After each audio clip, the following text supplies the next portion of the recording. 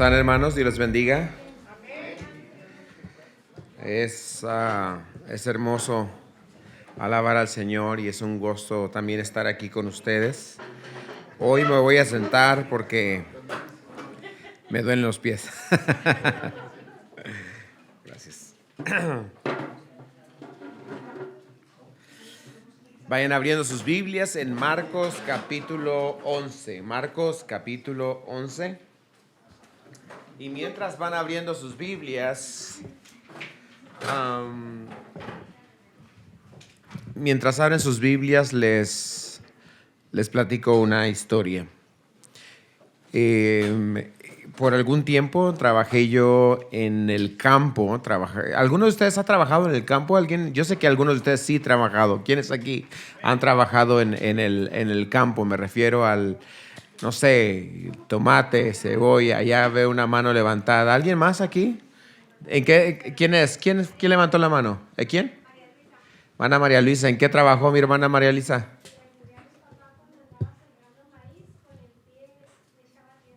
Ok, tapando el maíz con el pie. Muy bien. Hermano Héctor, ¿también estuvo en el campo? ¿Qué hizo? ¿Qué sembraba? Maíz, ok. Ok, muy bien. Ándele. Hermana. Ok, perfecto. ¿Alguien más aquí trabajó en el campo? Bueno, a mí me tocó trabajar en la papa, me tocó trabajar en la cebolla, y un poquito le llaman desaijando, que es estar limpiando el campo, el algodón también. De hecho, sí trabajé en el algodón. Y pero recuerdo yo que de vez en cuando, ustedes saben que en el campo pues, están las cuadrillas. Las cuadrillas son el grupo de personas que van y están trabajando ahí. Y cada cuadrilla tiene su mayordomo, que él es el que se encarga de decirte qué es lo que vas a hacer y asegurarse de que estás haciendo tu trabajo bien. Pero de vez en cuando estábamos en el field, le llaman, o el campo, y de pronto tú sabías cuando llegaba el dueño del field. Y el dueño del field era obvio porque llegaba en su pickup del año, grandísimo. Yo recuerdo uno en particular, uno de ellos tenía un pickup blanco muy bonito, grande, diésel. Y podías escuchar desde lejos, para aquellos que saben de los troques diésel, se oye el tac, tac, tac, tac, tac, tac del motor, ¿verdad? Y va sonando. Y ya lo escuchaba de lejos y rápido sabías, ahí viene el mero, ¿no? Y se llegaba y se estacionaba a la orilla del campo, se bajaba un ratito y con su sombrero, sus lentes oscuros, miraba el campo un rato, le hablaba al mayordomo principal y conversaban un ratito y se iba. Pero era muy común que cuando se escuchaba el troque del diésel, alguno que otro por ahí trabajador estaba haciéndose tontito, no haciendo su trabajo o haciéndolo despacio, y los mayordomos lo sabían. Pero cuando se escuchaba el troque del diésel, los mayordomos decían, ¡ahí viene el patrón! Y eso significaba a trabajar, ¿no?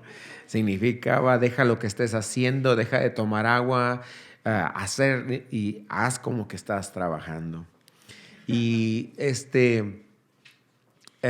me recuerda mucho esa historia porque a menudo actuamos de esa manera. Los niños también hacen lo mismo.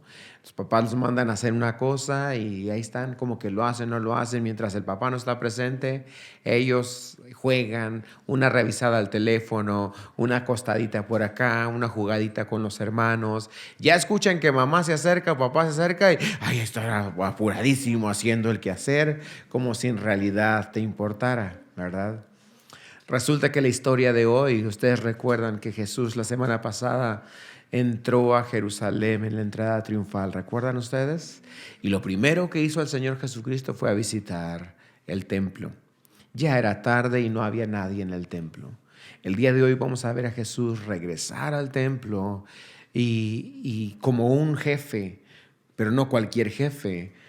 Jesucristo venía como lo que siempre se esperó, el Mesías, el Salvador. Pero no solamente eso, Jesús es el profeta de profetas. Jesús es el rey de reyes. Y Jesús es el sacerdote de sacerdotes. Todos los oficios del Antiguo Testamento, rey, profeta y sacerdote, se cumplieron en el Señor Jesucristo. El profeta solamente era un símil, una imagen del verdadero profeta que vendría. Todo profeta del Antiguo Testamento era solamente para que entendiésemos al verdadero profeta que se acercaba.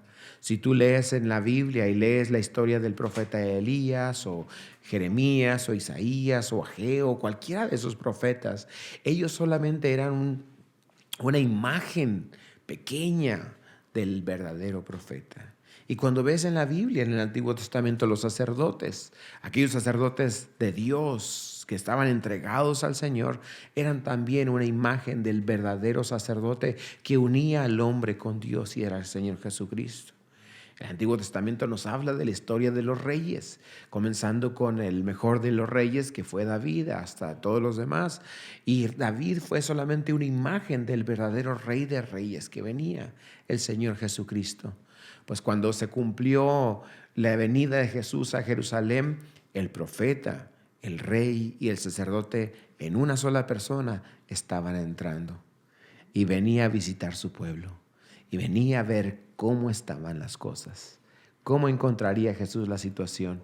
Vamos a leer Marcos, por favor, capítulo 11.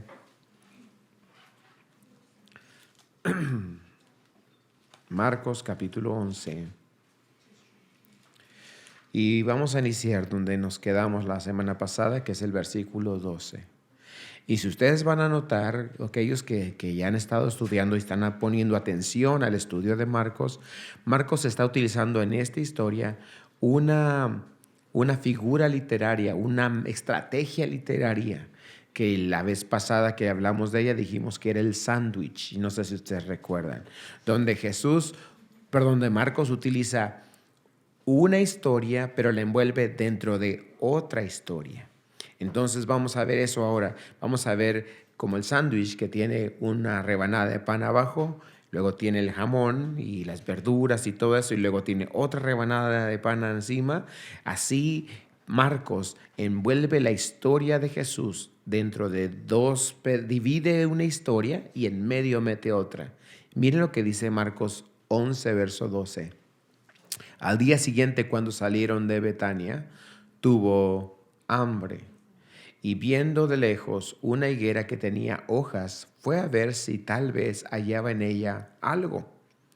Pero cuando llegó a ella, nada halló sino hojas, pues no era tiempo de higos. Entonces Jesús dijo a la higuera: nunca más coma nadie fruto de ti. Y lo oyeron sus discípulos. Brinquen hasta el versículo 20, porque ahí se cierra esta historia y luego vamos a ver la historia de en medio. Y pasando por la mañana, vieron que la higuera se había secado desde las raíces. ¿Se dan cuenta? La historia no concluye, sino que nos dice que maldice la higuera y luego hay otra historia en medio, luego la vamos a ver, y cierra con que la higuera siempre sí se secó. ¿Están conmigo, hermanos? Y quiero que vean esto es muy importante. Muchas personas han tenido dificultades con esta historia bíblica. Para empezar, si ustedes leyeron detenidamente, dice la historia que Jesús va a Jerusalén, estaba en Betania. En Betania sucede algo que no tenemos en Marcos, pero si ustedes recuerdan, en Betania Jesús es ungido por una mujer. ¿Recuerdan ustedes aquella mujer que trae el alabastro y que lava los pies y le enjuga los pies con sus cabellos? ¿Recuerdan ustedes eso? Eso sucede en Betania. No lo tenemos en nuestro relato de Marcos, pero Juan nos cuenta esa historia. Así que ha sucedido eso. Ya se anunció una vez más la muerte del Señor Jesucristo en Betania y regresa Jesús a Jerusalén. Pero cuando va entrando, le da hambre, dice el texto. Y vean lo que dice el texto una vez más. Verso 13, y viendo de lejos una higuera que tenía hojas, fue a ver si tal vez hallaba en ella algo. Pero cuando llegó a ella, nada halló sino hojas, pues no era ¿qué? Tiempo de higos. Esto es lo interesante y aquí es donde muchas personas tienen un dilema porque dices, bueno, resulta que Jesús llega a la higuera, está frondosa. Si alguno de ustedes conoce las higueras muy pocas veces pierden sus hojas. Entonces estaba frondosa, busca higo y no hay nada. La razón es porque no es tiempo de higos. Pero Jesús maldice la higuera. Y algunos dirían, bueno, pues ¿qué trae Jesús? Andaba haciendo un berrinche, ¿qué es lo que está pasando? Y andaba tan hambriento que no soportó el hecho de que no tuviera. Ese no es el punto. Jesús no está haciendo un berrinche. Jesús está usando esta figura para darle una lección al pueblo de Israel. Comencé diciéndoles que el sacerdote de sacerdotes, rey de reyes y profeta de profetas viene a visitar Israel. ¿Quién es Israel? Pues Israel es el pueblo escogido de Dios, el pueblo donde Dios decidió hacer su habitación en medio de la tierra. Recuerden ustedes que cuando Dios creó todas las cosas en el jardín del Edén, Dios habitaba con el hombre en la tierra. Dios estaba ahí. La Biblia dice que Dios se paseaba en el jardín y Adán disfrutaba de la presencia de Dios. Cuando Adán desobedeció a Dios, cuando Adán permitió el pecado en su vida, dice la palabra de Dios que fue sacado Adán del huerto del Edén. ¿Recuerdan ustedes? Y de ahí entonces la presencia de Dios ya no fue sentida por el hombre como antes la sentía. Y toda la historia de la Biblia es el regreso del hombre a ese estado de relación con Dios. Toda la historia se trata de eso. ¿Cómo es que Dios le va a hacer para volver a tener una habitación personal contigo y conmigo? Y en el proceso, Dios elige a una nación. Dios decide que esa nación va a ser la nación con la que Él va a tener una relación especial. Una relación de padre de Dios y su pueblo. La nación será su hijo, será su representante. Tal fue el grado que incluso Dios permitió que se le hiciera un templo para que se le adorase ahí. Y se estableciese un lugar donde Dios llegara y habitara con el pueblo. ¿Recuerdan ustedes? Y era una figura de ese deseo de Dios de habitar con los hombres. Pero a la misma vez este templo era una figura de que esa relación no estaba completa. Porque recuerdan ustedes, el templo estaba dividido en 3 partes. El atrio de los gentiles, que era el patio exterior. Luego el lugar santo, donde entraba el sacerdote a oficiar cada día. Y luego estaba el lugar santísimo, donde una vez al año entraba el sacerdote y no entraba así nada más, tenía que entrar con sangre, porque no era el acceso a la presencia de Dios, no era disponible para todos. El pueblo se tenía que conformar con ver la presencia de Dios de lejitos, pero no podían tener esa intimidad con Él. ¿Están conmigo? Resulta, como les había dicho anteriormente, el pueblo de Israel peca en contra de Dios, y en el libro de Ezequiel vemos que la presencia de Dios abandona el templo. Y ahora Dios regresa al templo. Dios está regresando, pero ahora Jesús ya no viene con la intención de establecer un templo para que tengamos una relación con Él por medio de un templo. Que Dios mismo se hizo hombre para habitar entre nosotros. ¿Están conmigo? Pero en esa relación que tenía Dios con Israel, era tan especial que Dios llamó a Israel una vid, incluso también una higuera fructífera. Cuando Cristo vino buscando fruto en Israel. Y la higuera es un ejemplo de la esterilidad espiritual y moral de Israel. Israel no tenía nada que ofrecer a Dios. Cuando Cristo vino, la nación no le ofreció nada. No había fe, no había devoción, no había santidad, no había pureza. El pueblo que debía estar entregado completamente a Dios estaba totalmente alejado de Él. De manera que el pueblo de labios le adoraba, pero su corazón estaba lejos del Señor. Él utiliza esta figura para que se den cuenta la situación espiritual de la nación. Ahora, habiendo dicho esto, ahora el Señor va a mostrarlo visitando el templo. Lo que quiero que entiendan es esto: el Señor ya sabe lo que va a encontrar y no va a encontrar devoción ni gozo. Vamos a ver qué sucede. Versículo 15.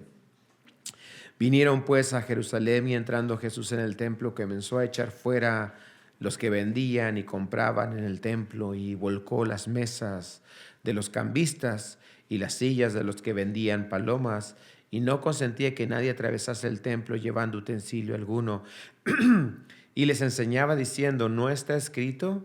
Mi casa será llamada casa de ¿qué? Oración para todas las naciones, mas vosotros la habéis hecho cueva de ladrones. Y lo oyeron los escribas y los principales sacerdotes, y buscaban cómo matarle, porque le tenían miedo, por cuanto todo el pueblo estaba admirado de su doctrina. Pero al llegar la noche, Jesús salió a la ciudad. ¿Ven ustedes lo que está sucediendo? En el tiempo de la historia, ustedes recuerdan que es la Pascua. Y todos los judíos están viajando de todos los pueblos. De hecho, aquí tengo perdón, gracias Leslie. Oren por mí, hermanos. Tengo semanas que mi voz se va rápido y mis cuerdas vocales están cansándose. Así que si me oyen rasposo, es porque mi voz está, no sé qué. Oren para que no se me vaya la voz. Pero he estado... No, hermana, si no, no voy a poder hablar. Está bien, gracias. Con el agua. Gracias, hermana. Los judíos están viajando a Jerusalén para celebrar la Pascua. Pero los judíos, recuerden que ellos están viajando de todas partes del reino. Y había judíos que usaban una moneda diferente a la que se usaba en Jerusalén. ¿Ok? Y resulta que los judíos locales hicieron negocio, porque la idea es de que llegaban a Jerusalén para sacrificar ofrendas al Señor. Resulta que los judíos locales dijeron: ¿saben qué? Las ofrendas foráneas no son aceptadas. Y llegaban los judíos, llegaban un judío que venía, por ejemplo, de Grecia, por decirlo así, y viajó de Grecia y llegaba a Jerusalén y se traía sus palomitas y traía su borreguito para sacrificarlo, y decían los locales: no, este borreguito es demasiado griego, ¿no? Pero no te preocupes, déjanos tu borrego aquí. Aquí tenemos borregos criados en Jerusalén. Los borregos santos, aceptables a Dios. ¿Están entendiendo? Y si no traes para comprar, porque vienes viajando y no pudiste sostener a tu borreguito, no te preocupes, aquí te lo vendemos. Te vendemos tu borreguito, pero no te acepto tu moneda griega. Así que tienes que ir con la casa de cambio, con los cambistas, le das tu moneda griega para que ellos te den los shekels hebreos. Y estas personas le ponían su tipo de cambio a la medida que ellos querían. Era un negocio redondo. ¿Están entendiendo? Todo mundo tenía que sacrificar. Estaban haciendo una fortuna. Se dice que en estos tiempos de la Pascua, al día, se sacrificaban hasta 250,000 animales. ¿Se imaginan? 250,000 animales en el tiempo de la Pascua por día. Era un negocio increíble, hermanos. Y cuando Jesús llega a Jerusalén, Él viene buscando fe. ¿Qué fue lo que encontró? Encontró amor al dinero. Y aquí viene la lección para nosotros. Porque ahora Dios ya no habita en un templo. La palabra de Dios dice que habita ¿dónde? En nuestro corazón. ¿Y qué es lo que Dios busca en nosotros? Lo que siempre ha buscado: fe, devoción, entrega. Pero nosotros llenamos el templo, el lugar de oración. Nuestra mente es el lugar de oración ahora. Nuestro corazón es el lugar de devoción y alabanza. ¿Con qué lo llenamos? ¿En qué estás pensando ahorita? ¿Cuál es tu preocupación en este momento? En este instante el Señor está entre nosotros. ¿Lo creen, hermanos? El Señor está aquí. El Señor está hablándonos. ¿Qué es lo que hay en tu mente? Los judíos estaban enfocados en el dinero.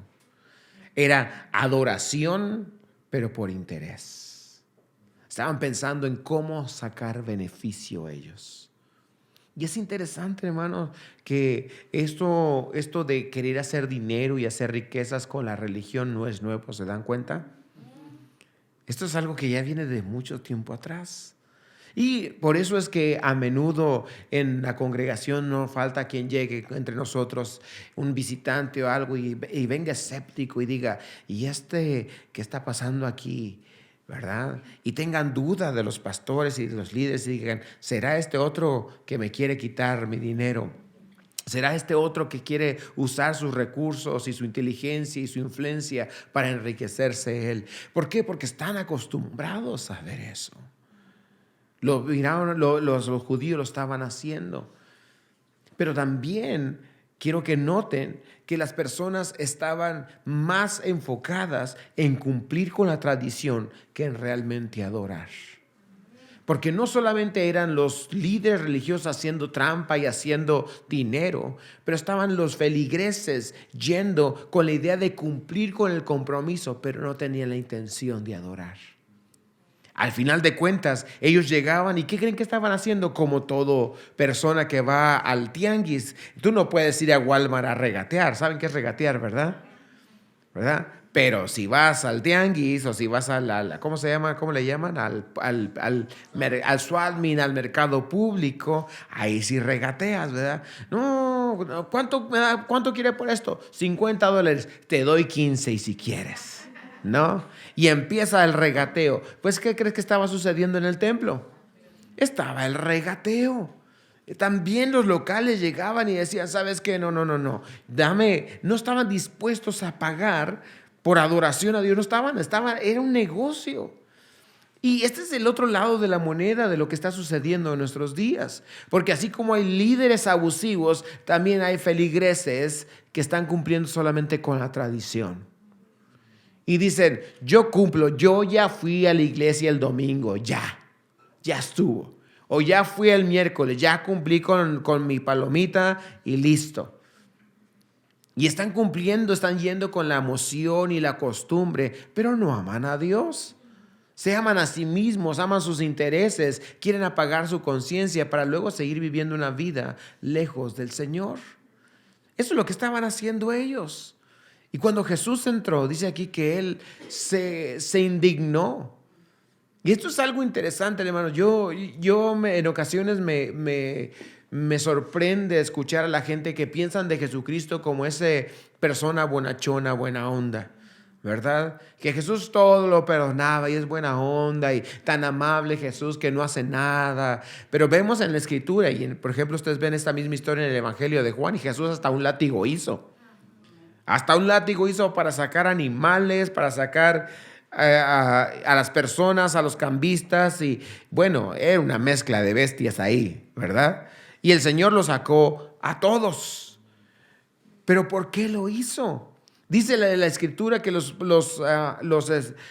discípulos dijeron y se acordaron de lo que decía la Escritura. El celo por la casa del Señor me consume.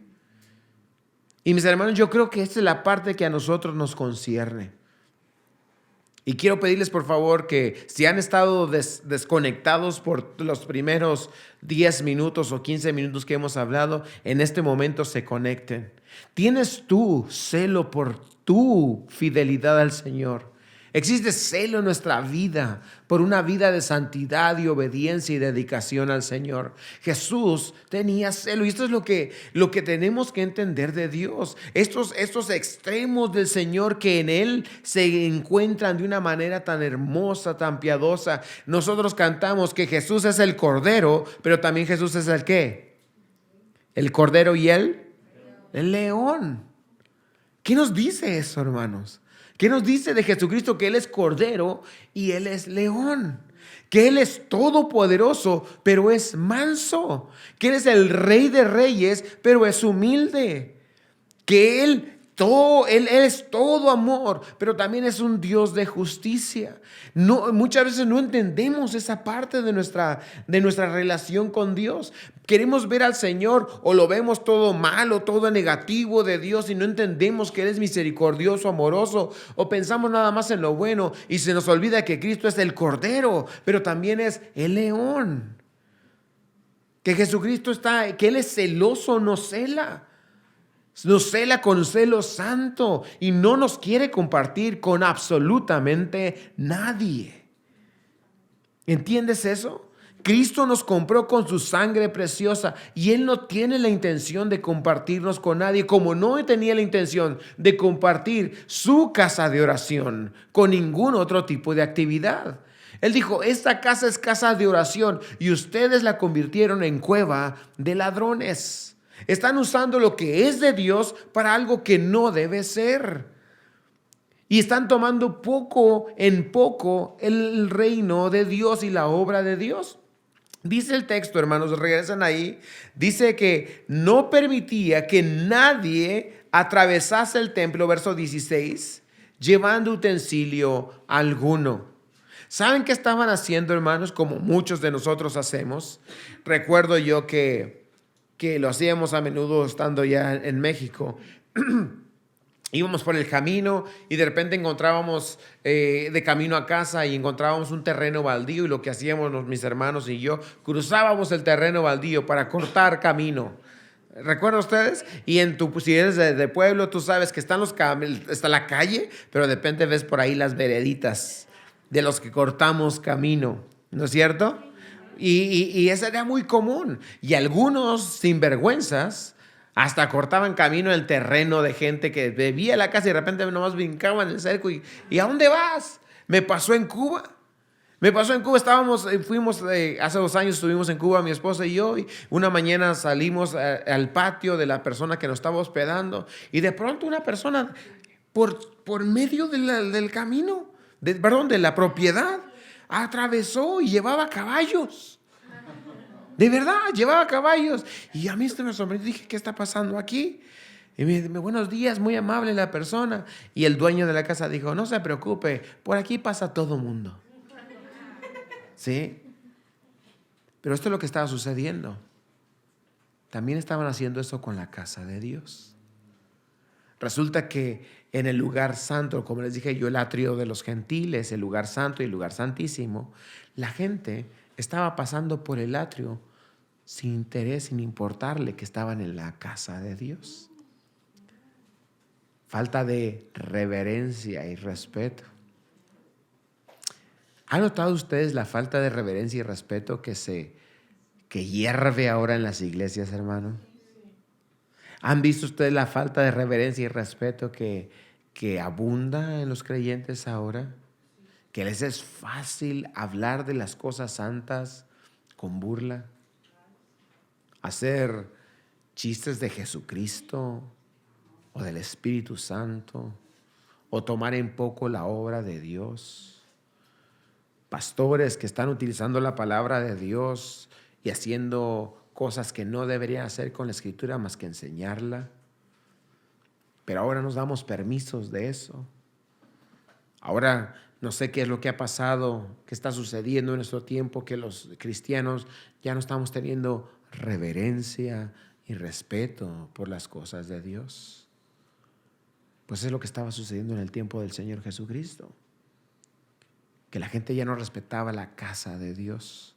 Ahora, no es que el edificio importara, lo que importaba era el corazón de ellos. Se habían desconectado del Señor.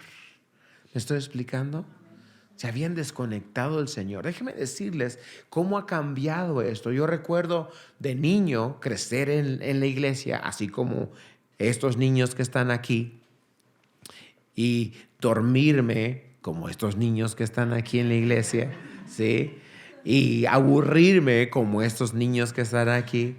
Los entiendo, niños, si están aburridos, los entiendo, no los culpo, ¿sí? Pero papás, pellizquenlos para que se despierten. ¿No es cierto? Ah, déjenme decirles que la tienen bien ustedes, chamacos, ¿eh? Cuando yo tenía su edad, el pastor predicaba por 2 horas. De verdad. 2 horas de prédica. Y yo estaba ya a la hora y media, estaba, Señor, ven por mí, ¿verdad? Ya ven, Señor Jesús, ¿verdad? Pero yo recuerdo que de pequeño, cuando había la palabra de Dios, no se hablaba.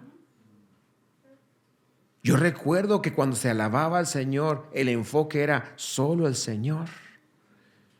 Nada de que todo negocio, toda situación que tú tuvieses, la dejabas aparte porque estabas en la presencia de Dios y buscabas al Señor.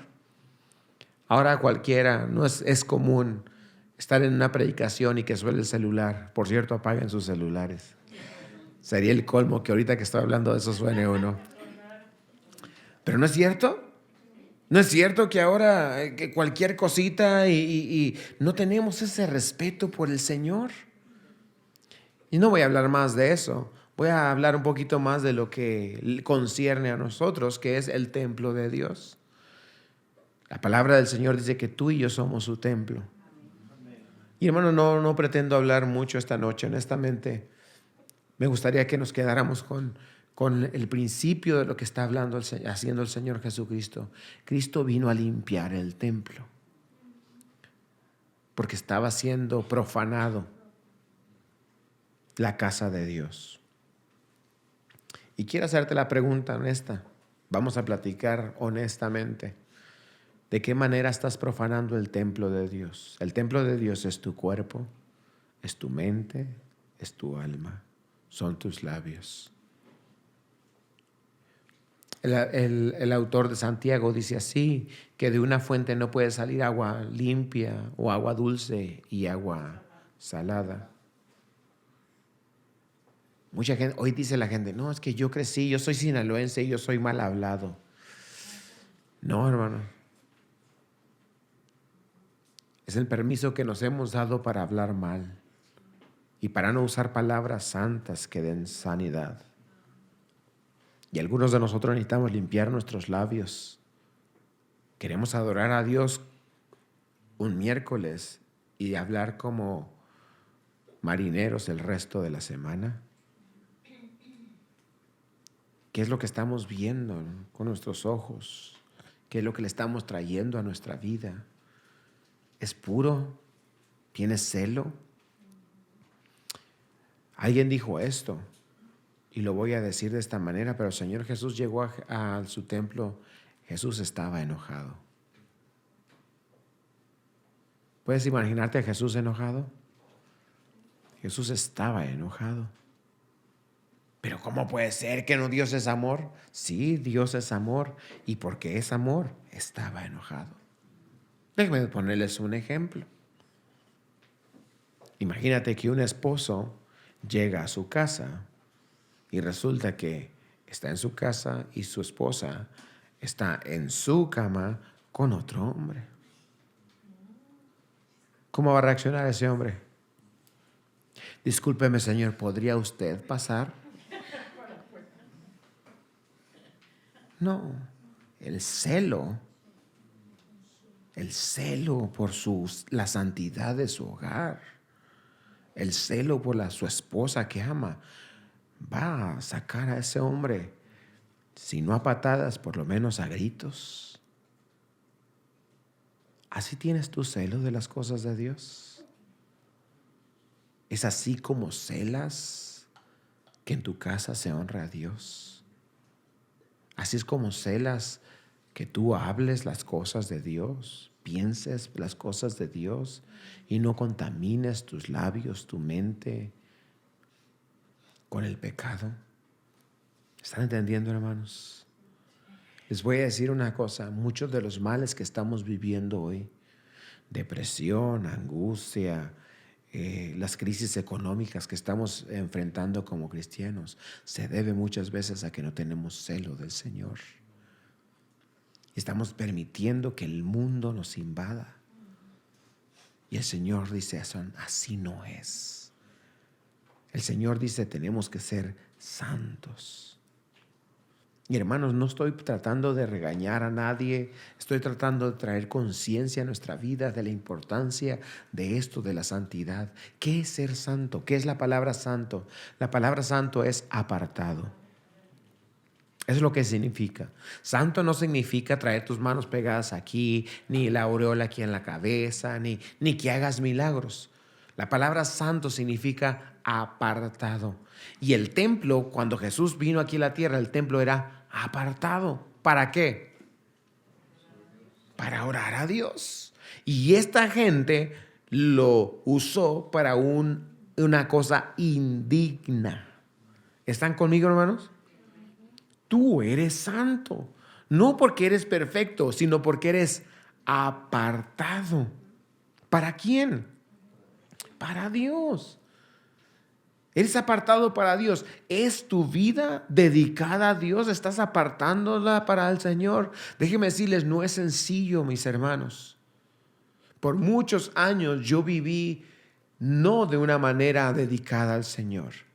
Viví exactamente como estas personas, usando lo que era de Dios para mi propio placer. Usando lo que le pertenecía a Dios a mi manera. Y justificándolo diciendo, no, pero Dios sabe que lo quiero mucho y que lo amo mucho. Y Dios no lo acepta. Estos miles de personas pudieron haber dicho, pero Jesús, ¿de qué estás enojado si hemos venido a adorar a Dios? Si los negocios que estamos haciendo es para comprar los animales, si el dinero que estamos utilizando vamos a dejar nuestras ofrendas en el templo, ¿de qué estás enojado? Y el Señor dice, es que esa no es la intención por la que el templo fue creado. Claro, dice la Escritura, lo que leí esta semana, cuando Salomón edificó el templo, dice el Señor, aquí estarán atentos mis oídos, dice Dios. ¿A qué? A la oración de este pueblo. ¿Para qué fuiste creado? ¿Para qué fuiste salvo? ¿Para qué fuiste llamado? Eres santo. Y sin santidad nadie verá al Señor. Es triste que estemos más preocupados por nuestros propios intereses. Si estuvieras más dedicado al Señor, menos amargura tendrías, menos depresión tendrías. Si estuvieras más dedicado al Señor, no estarías preocupado para el mañana, porque Dios cuida de lo que es de Él. No estarías preocupado del mañana, no estarías angustiado, no estarías deprimido, no estarías enojado porque estás dedicado a Dios. Estás enojado porque vives para ti, estás amargado porque vives para ti, te despiertas pensando en ti. Ese es el problema, que lo que es de Dios lo has agarrado para ti. ¿Entiendes? Tu mente, tu corazón, tus fuerzas, tu juventud. La persona que eres es para Dios. Y si te despiertas pensando, ¿qué voy a hacer para mí? Por eso estás como estás. Y aquello que Dios creó para su gloria se convierte en la cueva de ladrones, de hurtadores. ¿Qué hizo el Señor Jesús? Violentamente limpió el templo. Jesús violentamente limpió el templo. 2 veces hizo el Señor Jesús eso, al inicio de su ministerio y al final de su ministerio, haciendo claro una cosa, que Jesús iba a limpiar a Israel, que Dios ama la santidad, haciendo claro que la religión no salva, no limpia. Pero ¿quieres ser limpio tú? Necesitas actuar con violencia en tu propia vida. Déjenme explicarles eso. Jesús dijo esto: si alguna tu mano te fuere ocasión de caer, ¿qué tienes que hacer? Córtala. Está diciendo literalmente Jesús, córtate la mano. No, ese no es el punto. O sácate el ojo. Ese no es el punto. Estaríamos todos mancos y ciegos. Lo que está diciendo el Señor es esto: que tienes que tomar una decisión radical. Una acción radical para experimentar cambio en tu vida. Y Jesús dice, ¿por qué es mejor que entres al reino del cielo sin tu mano o sin tu ojo a que te vayas completo al infierno? Y es lo que el Señor Jesús está haciendo, está limpiando su templo con violencia. Algunos de nosotros tenemos que tomar decisiones asertivas con respecto al cambio en nuestra vida. Algunos dicen, hoy quiero cambiar. Pues, ¿qué estás haciendo para cambiar? ¿Qué estás haciendo? ¿Qué cambios radicales estás tomando? Hermanos, necesitamos tomar acción. Jesús lo hizo. El pecado es un asunto serio. Tan serio que Jesús fue a la cruz a morir por él, por nosotros. Y la manera que nosotros hacemos cambio es tomando nosotros también iniciativa. Hoy, esta tarde, medita, honestamente sé honesto contigo y ve dónde es que tú necesitas un cambio. Y ya deja de culpar a la gente por los cambios que tú necesitas hacer. Deja de culpar a la iglesia y a los hermanos y que alguien te fue de tropiezo y que alguien te hizo esto y que alguien te... Al final de cuentas, ¿tú crees que vas a poder decirle al Señor, Señor, es que alguien? No vamos a poderlo hacer. Delante de Dios vamos a dar cuenta cada uno de nosotros. Hermanos, Jesús limpió el templo y vamos a ver el final de esta historia. Quiero que vean ustedes el versículo, estamos en Marcos 11, ¿verdad? Vean ustedes el versículo 21, se seca la higuera y miren lo que dice el texto. Entonces Pedro, acercándose, le dijo, Maestro, mira, la higuera que maldijiste se ha secado. Respondiendo Jesús les dijo, tened fe en Dios, porque de cierto os digo que cualquiera que dijere a este monte, quítate y échate al mar, y no dudares en su corazón, sino creyere que será hecho lo que dice, lo que diga será hecho. Por tanto os digo que todo lo que pidiereis orando, creed, lo recibiréis y os vendrá. Y cuando estéis orando, perdonad si tenéis algo en contra de alguno, para que también vuestro Padre que está en los cielos os perdone a vosotros vuestras ofensas. Porque si vosotros no perdonáis, tampoco vuestro Padre que está en los cielos os perdonará vuestras ofensas. Es interesante cómo termina esta historia del templo y la higuera.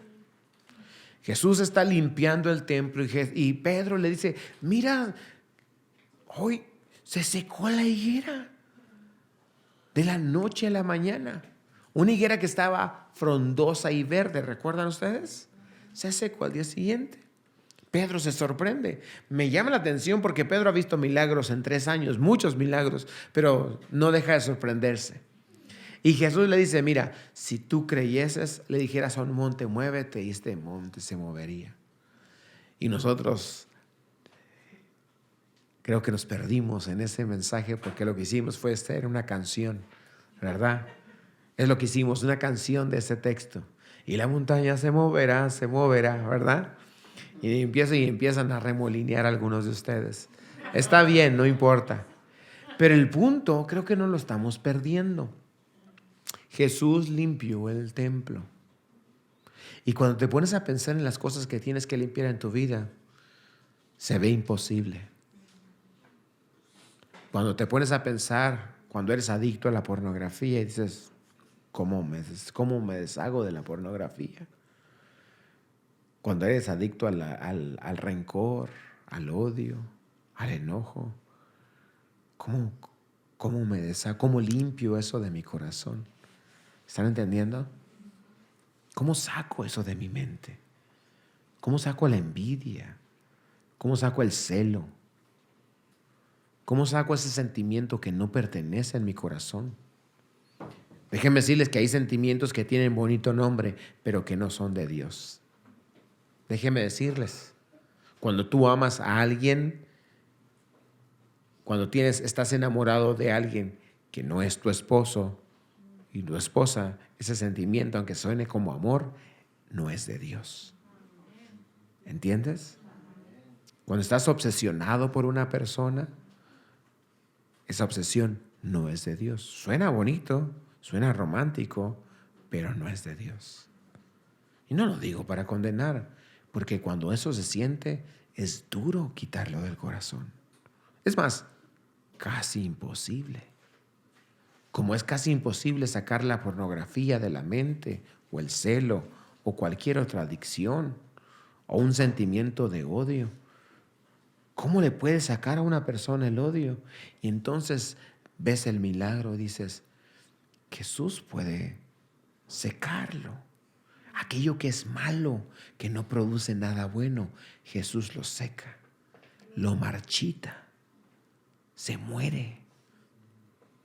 Y hay cosas vivas en nuestro corazón que no deberían estar ahí y que Jesús puede secar, que Jesús puede marchitar en nuestra mente, en nuestro corazón.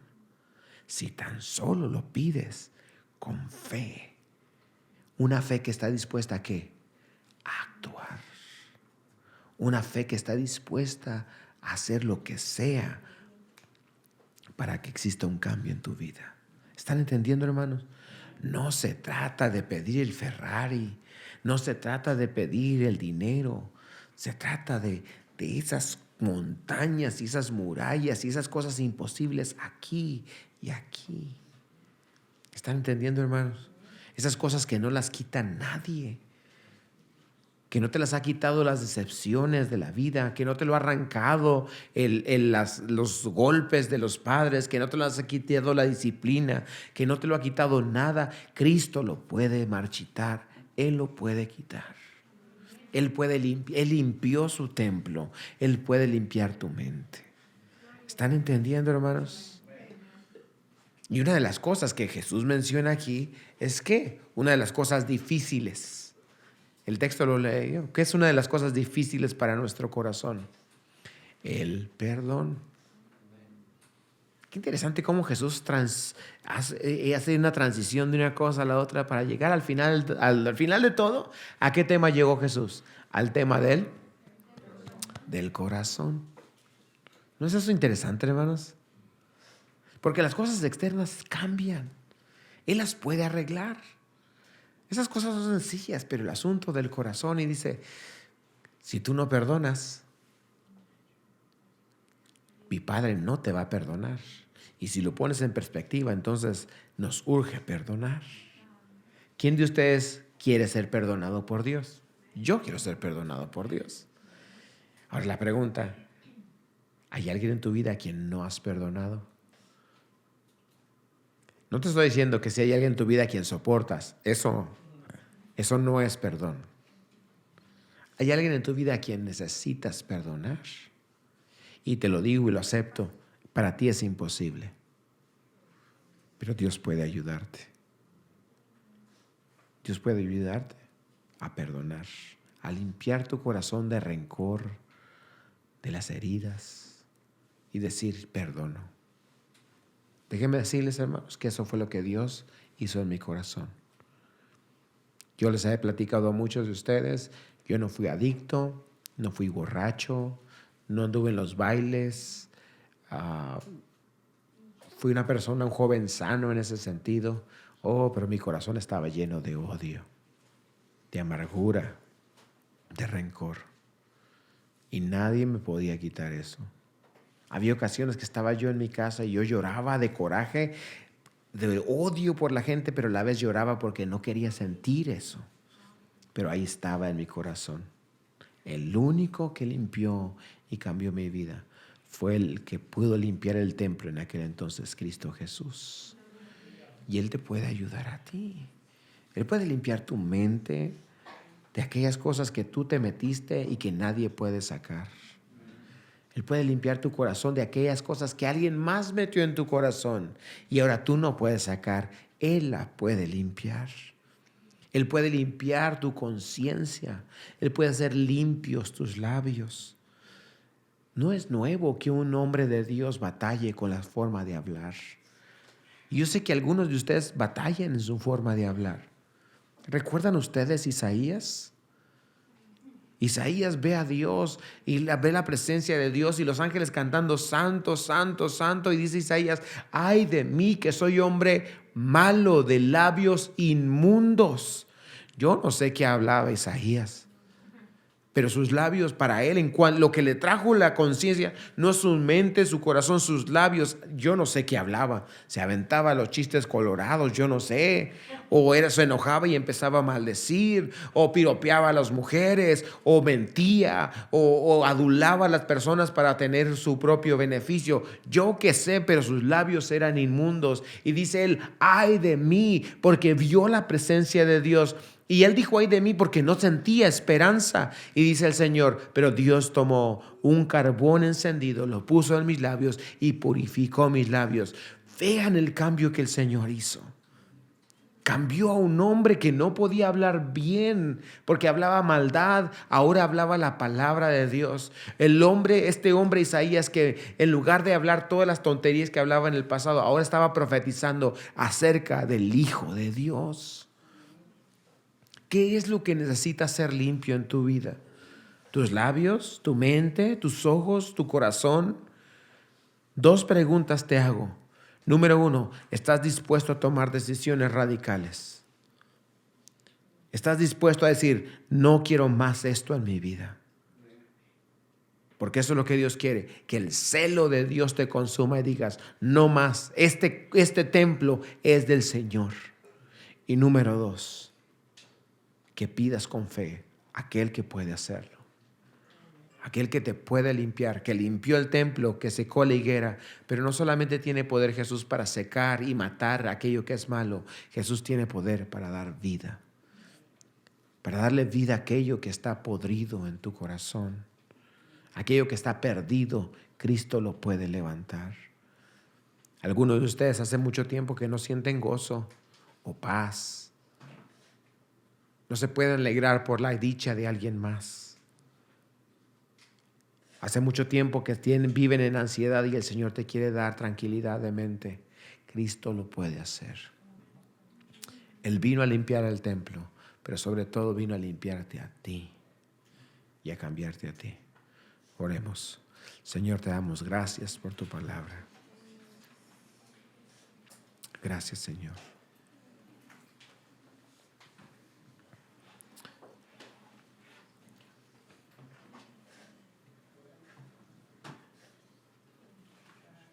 Voy a pedir que guardemos silencio. Este no es un tiempo para otra cosa más que hablar con el Señor. Ya te habló el Señor a ti, ahora tú respóndele. ¿Qué tienes que decirle al Señor de lo que has oído?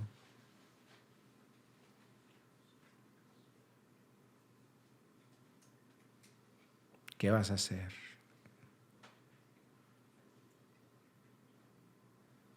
¿Qué decisión vas a tomar con respecto a lo que hay en tu corazón?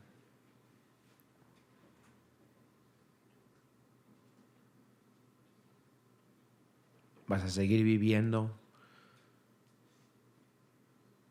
permitiendo que la multitud de pecados y de mentiras llene tu mente, tu alma? ¿Vas a permitir que Cristo, el Rey, el profeta, el sacerdote te limpie? ¿Vas a seguir cruzado de manos sin hacer nada? ¿O vas a permitir que el celo del Señor te lleve a hacer cambios verdaderos en tu vida?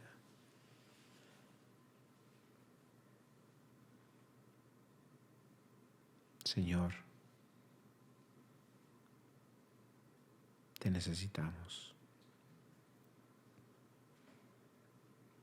Te necesitamos para hacer cambios reales. Ayúdanos a comprometernos contigo. Ayúdanos, pon en nosotros el celo del Señor. El celo por la santidad, por tu palabra. El celo de tu templo. Ahora tu templo somos nosotros.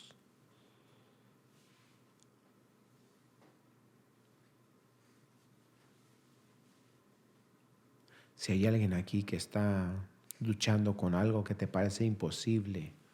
No estoy hablando de problemas exteriores, estoy hablando de tu corazón. Hay algo en tu corazón que te parece imposible quitar. Cristo puede ayudarte.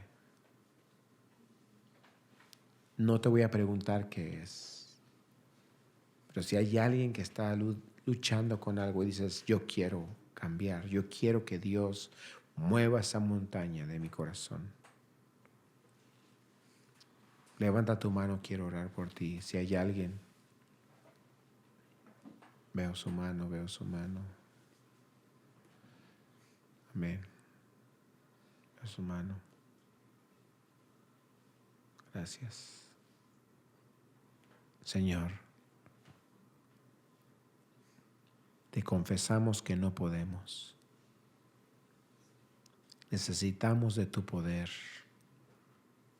Tú sabes lo que está pasando en el corazón de mis hermanos.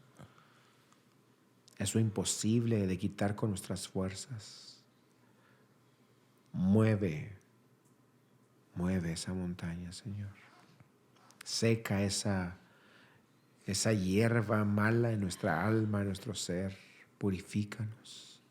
Purifica nuestra mente, nuestro corazón, nuestros labios, para ser tuyos, Señor. Dale victoria a mis hermanos. Ayúdales a tomar una decisión, una determinación, a hacer cambios reales en su vida. Te doy gracias por tu amor. Te doy gracias por cada uno de ellos, Señor. Concede victoria a tus hijos. Concédenos victoria, Señor. Despierta el celo en tu iglesia, Señor. No la religión, pero el celo por la santidad. Te amamos, Señor, en el nombre de Jesús. Amén.